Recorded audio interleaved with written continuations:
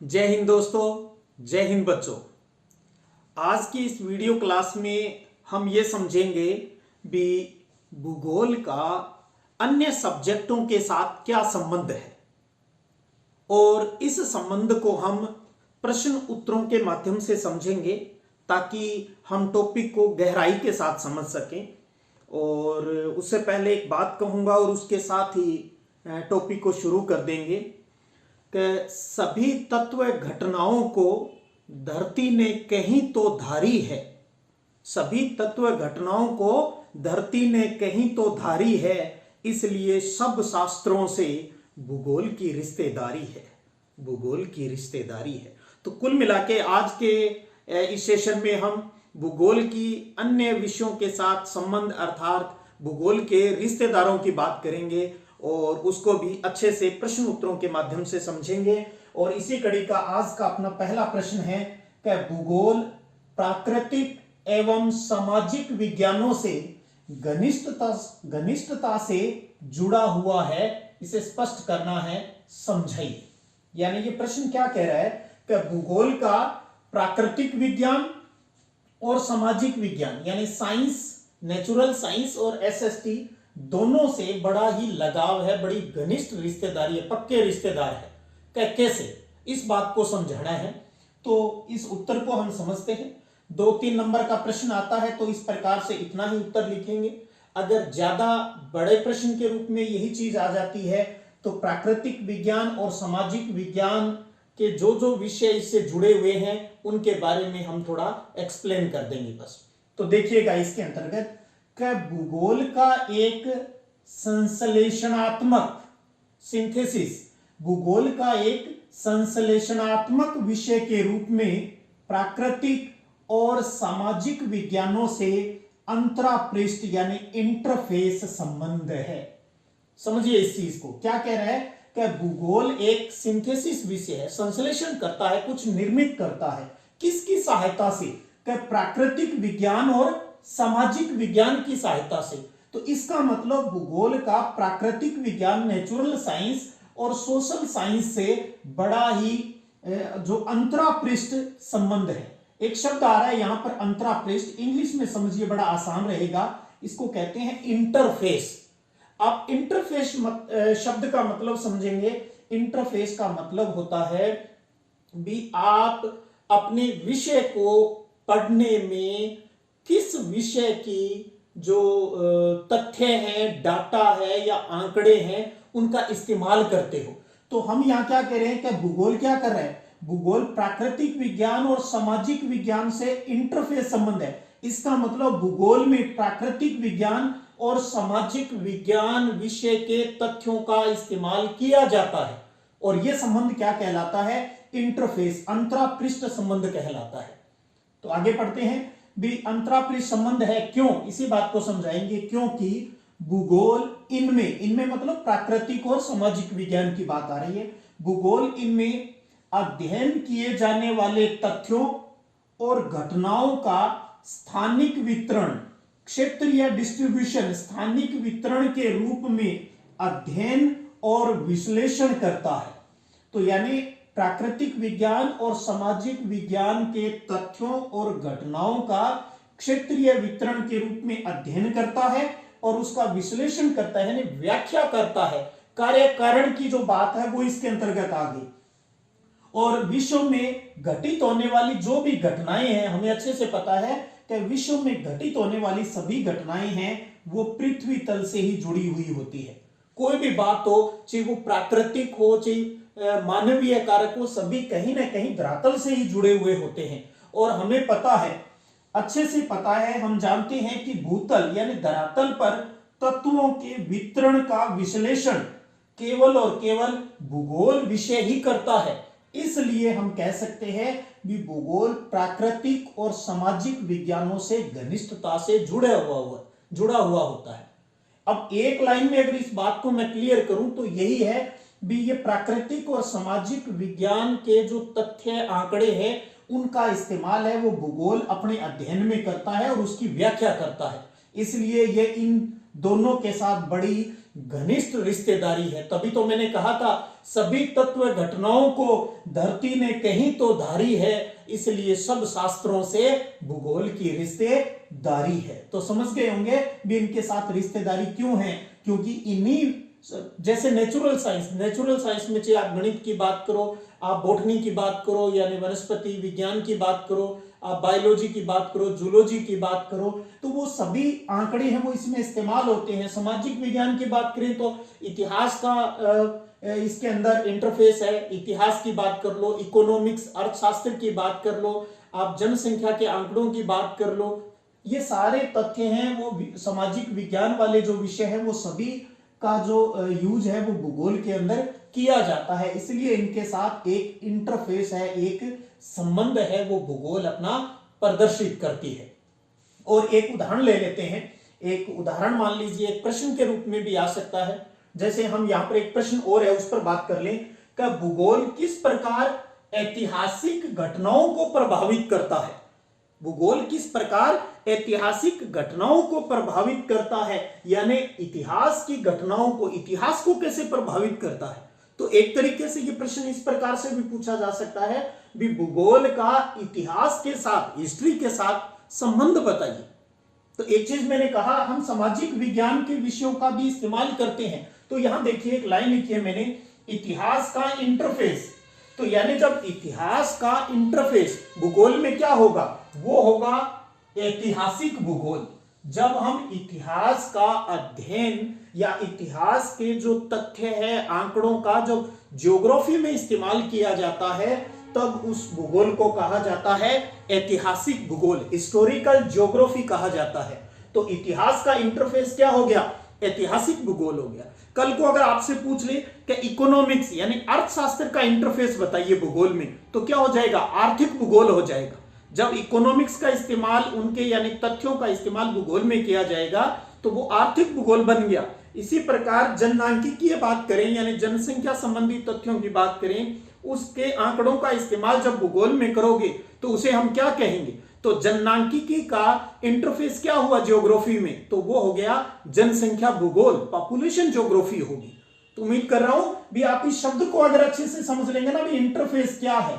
Interface का मतलब होता है जिसकी बात कर रहे हो आप, उस सब्जेक्ट के डाटा का, उसकी घटनाओं का ज्योग्राफी में इस्तेमाल करना। इंटरफेस अगर हो रहा है तो हम कहेंगे इंटरफेस, संबंध है, रिलेशन है उनके बीच। तो एक इतिहास वाला हम यहां उदाहरण ले लेते हैं। तो भूगोल क्योंकि किस प्रकार ऐतिहासिक घटनाओं को प्रभावित करता है। देखिए किसी भी देश का इतिहास हो, किसी भी क्षेत्र का इतिहास हो, वहां की जो भौगोलिक जो कारक होते हैं, जो भौगोलिक जो सारा सिस्टम होता है वो प्रभावित करता है। और उसी को हमने यहां पर 3 बिंदुओं के माध्यम से समझाने की कोशिश कर रहे हैं। जैसे दूरी, कोई किससे कितना दूर है, तो दूरी ने विश्व इतिहास को बदलने में एक प्रभावशाली कारक का काम किया है। इसी प्रकार भी डिस्टेंस कितनी है, एक क्षेत्र से दूसरे की कितनी है, तो वो चीजें प्रभावित करती है विश्व घटनाओं को, ऐतिहासिक घटनाओं को। दूसरा है क्षेत्रीय विस्तार, भी उस देश का विस्तार किस प्रकार का है। क्षेत्रीय विस्तार ने भी युद्ध के दौरान, विशेषकर पिछली शताब्दी में, अनेक देशों को सुरक्षा प्रदान की है। जैसे हम हमारे देश की बात कर ले, हमारे देश में उत्तर में क्या है, उत्तर में हमारे हिमालय पर्वत है। हिमालय पर्वत क्या कर रहा है, एक तरीके से एक दूसरे देश के आक्रमण को रोकता है, एक सुरक्षा प्रहरी की तरह काम करता है, हमें बचाता है। हाँ एक चीज और है भी, अगर उनके बीच में जैसे पहाड़ियां वो लगातार नहीं है, बीच में स्पेस है थोड़ा थोड़ा, जिनको हम तंग जो रास्ते होते हैं उनको दर्रा बोलते हैं। तो दर्रे ने क्या किया है, एशिया के कुछ देशों को इनविटेशन दे दिया भारत पर आक्रमण करने के लिए।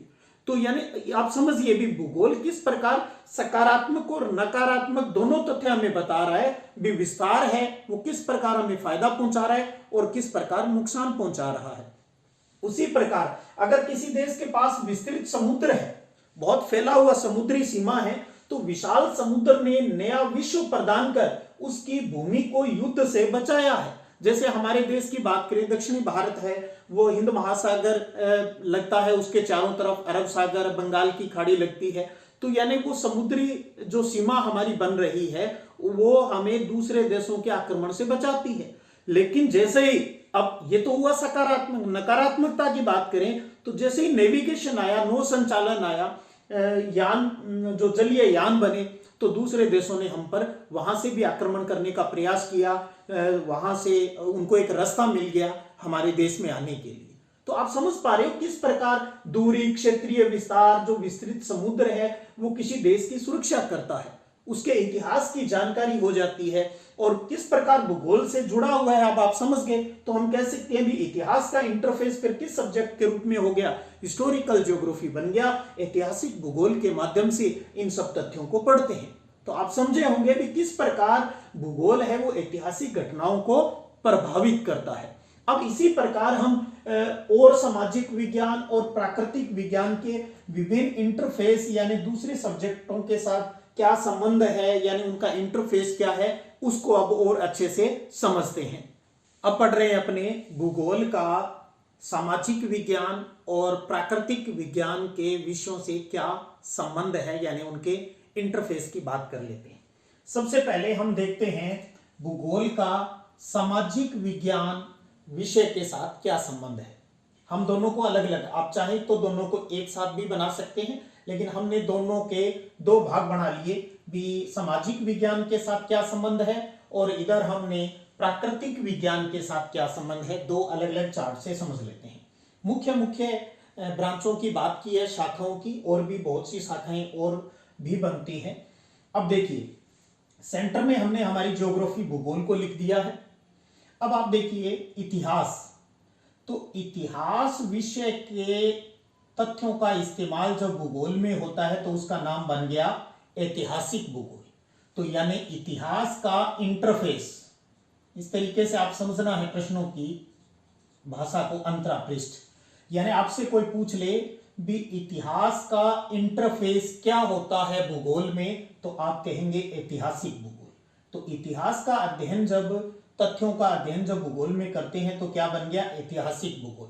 इसी प्रकार जब राजनीति विज्ञान विषय का, यानी जिसमें देश की सीमाओं की वो बातें आती है, तो उसका अध्ययन जब भूगोल में किया जाता है तो इसका इंटरफेस बन गया राजनीतिक भूगोल। देखिए हमने भूगोल को सिर्फ कहां आपस में मिलाया, जहां हमने जैसे ऐतिहासिक भूगोल तो उसको मिलाया है, राजनीति को भूगोल में नहीं मिलाया। राजनीति के तथ्यों का इस्तेमाल होता है तो राजनीतिक भूगोल बना, और राजनीतिक भूगोल भूगोल की एक ब्रांच होगी। इसी प्रकार अगर अर्थशास्त्र का, इकोनॉमिक्स का, उत्पादन वितरण, उन तथ्यों की बात आती है, आय विनिमय की बातें आती हैं, तो अर्थशास्त्र का इंटरफेस क्या बना भूगोल में, आर्थिक भूगोल, इकोनॉमिक ज्योग्राफी। तो ये हमारी एक ब्रांच हो गई आर्थिक भूगोल। इसी प्रकार आप देखिए जब जनसांख्यिकी का, क्योंकि अब जो सब्जेक्ट है वो नीचे लिखा है इसमें डायग्राम के हिसाब से, तो जनसांख्यिकी का यानी जनसंख्या के आंकड़ों का जब भूगोल में इस्तेमाल होता है तो इसका जनसांख्यिकी का इंटरफेस क्या बना, जनसंख्या भूगोल, जो भूगोल की एक शाखा होगी। इसमें सब्जेक्ट हमने नीचे लिखा है, बाकी में ऊपर लिखा है हमने। अब बात करें अगर समाज शास्त्र, समाज का अध्ययन अगर हम भूगोल में करते हैं तो वो बन गया सामाजिक भूगोल, जो भूगोल की एक ब्रांच होगी। तो समाज शास्त्र का इंटरफेस क्या हुआ, सामाजिक सोशल ज्योग्राफी हुई। इसी प्रकार जब मानव यानी प्रजातियों का जब अध्ययन करते हैं भूगोल में तो वो बन गई सांस्कृतिक भूगोल। तो इस प्रकार ऐतिहासिक भूगोल, राजनीतिक भूगोल, आर्थिक भूगोल, जनसंख्या भूगोल, सांस्कृतिक भूगोल, सामाजिक भूगोल, ये सब क्या हो गई, भूगोल की शाखाएं हो गई। भूगोल की शाखाएं होगी किन विषयों के साथ, सामाजिक विज्ञान विषयों से संबंधित। तो इन सब्जेक्टों के तथ्यों का जब भूगोल में इस्तेमाल होता है तो क्या क्या नाम है और उसमें क्या संबंध है उसकी बात की। जैसे पहले हमने इतिहास किस प्रकार से संबंधित है उसकी बातें कर ली। इसी प्रकार कहूं भी इकोनॉमिक्स के आंकड़ों को हम इस्तेमाल करते हैं तो वो आर्थिक भूगोल होगी, जनसंख्या के आंकड़ों को इस्तेमाल करते हैं तो वो जनसंख्या भूगोल होगी। तो इस प्रकार भूगोल का अपने अन्य विषयों के साथ संबंध है, जैसे सामाजिक विज्ञान के साथ संबंध की बात की। इसी प्रकार एक डायग्राम आरेख से हम साइंस वाले विषय पढ़ लेते हैं भी भौतिक भूगोल का प्राकृतिक विज्ञान से क्या संबंध है, यानी इसमें हम साइंस वाले सब्जेक्ट पढ़ लेते हैं। जैसे अगर गणित का तथ्यों का अध्ययन भूगोल में होता है तो उसे हम क्या कहेंगे, गणितीय भूगोल। तो गणित का इंटरफेस क्या हुआ ज्योग्राफी में, गणितीय भूगोल हो गया। किस प्रकार से आप देखिए, जैसे ज्योग्राफी में हम क्या इस्तेमाल करते हैं, किसी भी स्थान की स्थिति, विस्तार आदि को बताने के लिए हमें अक्षांश और देशांतरों की आवश्यकता होती है। ज्योग्राफी का जब हम प्रैक्टिकल वर्क करते हैं तो वहां पर भी, चाहे मानचित्रों की बात करें, प्रक्षेप की बात करें, वहां पर भी हमें गणितीय फार्मूलों की आवश्यकता होती है। तो इस प्रकार से गणित के आंकड़ों का, तथ्यों का, सूत्रों का अध्ययन भी की सहायता से भूगोल में हेल्प ली जाती है, तो वो गणितीय भूगोल बन गई। इसी प्रकार खगोल की, आकाशीय पिंडों का अध्ययन जब भूगोल में करते हैं तो वो बन गई खगोलीय भूगोल बन गई। इसी प्रकार भू विज्ञान का अध्ययन जब भूगोल में किया जाता है तो भू आकृति विज्ञान विषय बन जाता है। इसी प्रकार मृदा विज्ञान, सोइल साइंस का अध्ययन जब भूगोल में किया जाता है तो वो बन गया मृदा भूगोल। तो मृदा विज्ञान का इंटरफेस क्या हुआ, मृदा भूगोल यानी सोइल ज्योग्राफी हो जाता है। मौसम के बारे में तथ्यों का अध्ययन जब भूगोल में करते हैं तो वो हो गया अपना क्लाइमेटोलॉजी यानी जलवायु भूगोल विषय आ गया। और जब जल विज्ञान यानी जल से जुड़ी हुई तथ्यों का अध्ययन जब विज्ञान भूगोल में किया जाता है तो वो ओशिनोग्राफी समुद्र विज्ञान विषय है, वो बन जाता है। तो इस प्रकार जो भौतिक भूगोल के विषय हैं, गणितीय भूगोल, खगोलीय भूगोल, भू आकृति विज्ञान, मृदा भूगोल, समुद्र विज्ञान या समुद्र भूगोल, जलवायु भूगोल है, ये भी जो भूगोल की शाखाएं हैं और भौतिक भूगोल की शाखाएं हैं। इसी प्रकार से अगर आप जैव भूगोल की बात करोगे तो जैसे प्राणियों का अध्ययन, प्राणी विज्ञान का अध्ययन करोगे तो वो प्राणी भूगोल हो गया। वनस्पति का अध्ययन करोगे तो वनस्पति भूगोल हो गया। पारिस्थितिकी का अध्ययन करोगे तो पारिस्थितिकी भूगोल है, वो जैव भूगोल की शाखाएं हैं, वो बन जाती है। उनका अंतर संबंध हो हम देख लेते हैं। तो और ये तथ्य अपनों ने जो भूगोल की शाखाएं की, भौतिक भूगोल, मानव भूगोल और जैव भूगोल जो पढ़ा, वहां पर भी इन्हीं तथ्यों की बात की। यहां पर हमने सब्जेक्ट के हिसाब से बात कर ली भी किस, जैसे ऐतिहासिक भूगोल में किसकी सहायता ली जाती है, इतिहास की, इतिहास के तथ्यों की। तो इतिहास का इंटरफेस क्या हो गया, ऐतिहासिक भूगोल। तो इस डायग्राम से उम्मीद करता हूं भूगोल का अन्य विषयों के साथ जो रिलेशन है, जो इंटरफेस है, वो आप अच्छे से समझ पा रहे होंगे। अब क्योंकि आगे आगे हम जैसे सिलेबस बढ़ता जाएगा तो आप देखेंगे भी इन्हीं चीजों को तो हम भूगोल में पढ़ रहे हैं। फर्स्ट चैप्टर में तो इसका सिर्फ परिचय करवाया गया है भी हम भूगोल में क्या पढ़ते हैं, इसलिए फर्स्ट चैप्टर को अच्छे से समझना जरूरी है, भी समझ में आना जरूरी है। बाकी तो यही चीजें आगे जैसे जैसे बढ़ते जाएंगे तो यही चीजें आप वहां पढ़ोगे तो कंसेप्ट को समझने में किसी प्रकार की कोई समस्या है वो आपको नहीं आएगी। तो ये था भूगोल का सामाजिक विज्ञान विषय के साथ और प्राकृतिक विज्ञान विषय के साथ संबंध का एक रेखा चित्र आपके सामने प्रस्तुत किया। अब समझते हैं अपने दर्शन यानी फिलोसफी। दर्शन को किसी विषय का मूल आधार क्यों माना जाता है, फिलोसफी को? क्योंकि हर सब्जेक्ट की अपनी एक सोच होती है जिसको हम दर्शन कहते हैं। तो वो क्यों होती है उसको हम समझ रहे हैं। देखिएगा, दर्शन यानी फिलोसफी किसी भी विषय को जड़ प्रदान करती है। जब पौधा लगाते हैं तो बीज लगाया जाता है, बीज जो प्लांट है वो किसके सहारे खड़ा रहता है, जड़, रूट। तो फिलोसफी ही है यानी वो विचार, वो सोच ही है जो उस सब्जेक्ट को जड़ प्रदान करती है, आधार प्रदान करती है और उसकी विकास प्रक्रिया में ऐतिहासिक भूमिका निभाती है।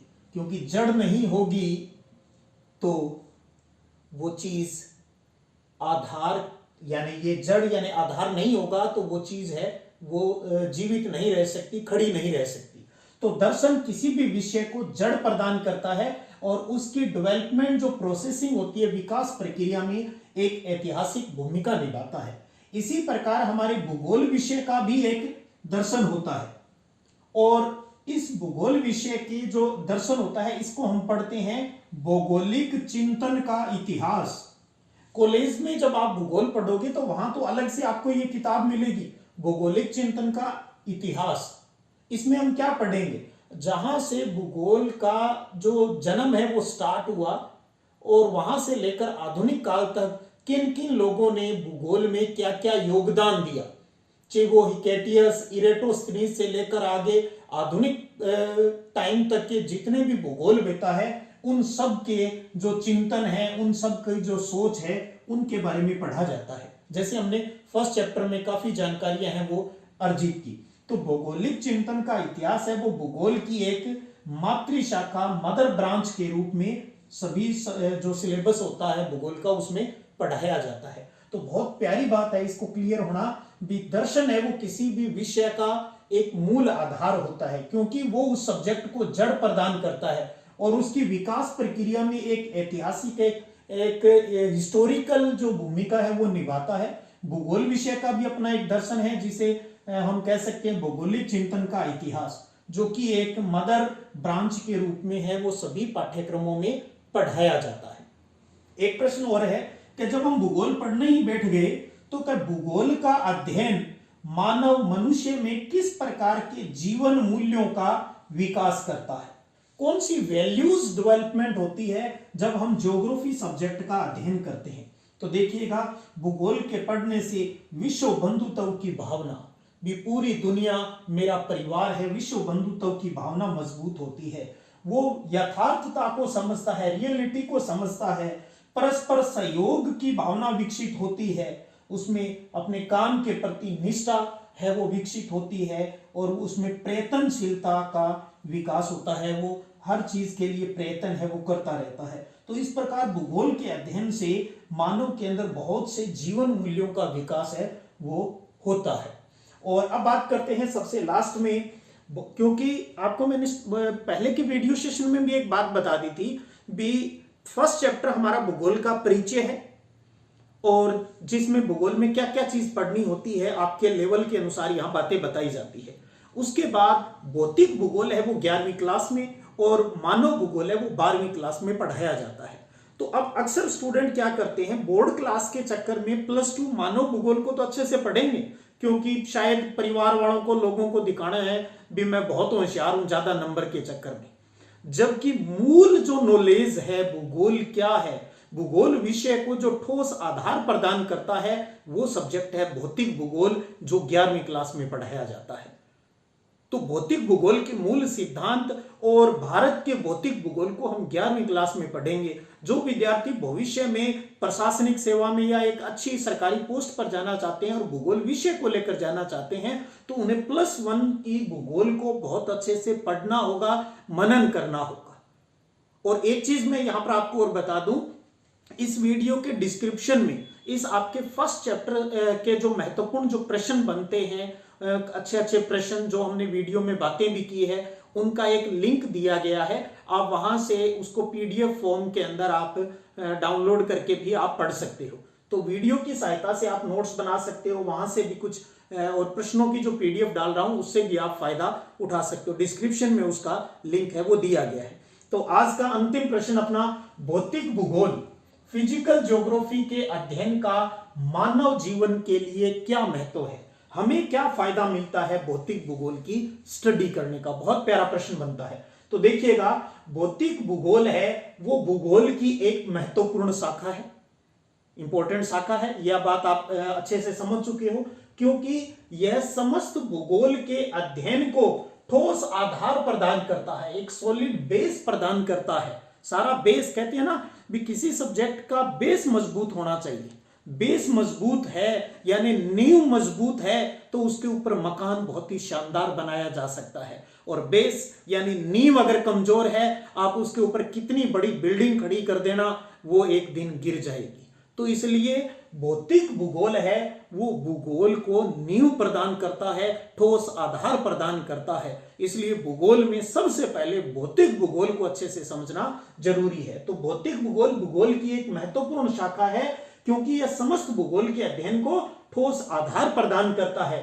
भूगोल की यह महत्वपूर्ण और आधारभूत शाखा स्थल मंडल, जल मंडल, वायुमंडल और जैव मंडल के अध्ययन से संबंधित है, जिसमें हमें स्थल मंडल यानी स्थल के ऊपर जो भी आकृतियां, पहाड़, पर्वत, ऊंचावत जो भी है वो पढ़ते हैं। जल मंडल यानी जल के अंदर जो भी चीजें हैं। वायुमंडल यानी पृथ्वी तल के ऊपर जो वायुमंडल है उसके अंदर कौन कौन सी घटनाएं होती है, और इन सब में जहां जीव रहता है वो जैव मंडल यानी प्राणी विज्ञान, वनस्पति विज्ञान वाली जो बातें हैं उन सब का अध्ययन किया जाता है। तो भूगोल की यह महत्वपूर्ण और आधारभूत शाखा है। इसमें स्थल मंडल, जल मंडल, वायुमंडल और जैव मंडल के अध्ययन है वो किया जाता है। और भौतिक भूगोल के इन सभी तत्वों का, यानी स्थल, जल और वायु के अंदर जो भी एलिमेंट आते हैं, तो भौतिक भूगोल के इन सभी तत्वों का विशेष महत्व है, क्योंकि ये मानव के क्रियाकलाप को, हमारे मानव, हम जो मानव है, मानव की हमारी जो एक्टिविटियां हैं उन सबको प्रभावित करता है।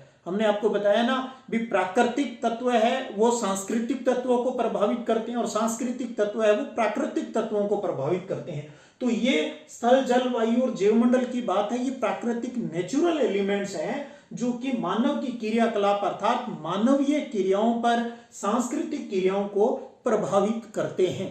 एक उदाहरण से भौतिक भूगोल के महत्व को और समझ लेते हैं। जैसे मैदानों का प्रयोग है वो एग्रीकल्चर के लिए किया जाता है। मैदान, जहां समतल मैदान होते हैं वो खेती के लिए सबसे अच्छा होता है, और वो मैदान और ज्यादा अच्छा हो जाता है जहां की मिट्टी उपजाऊ हो। तो उपजाऊ मिट्टी है वो कृषि को ठोस आधार प्रदान करती है।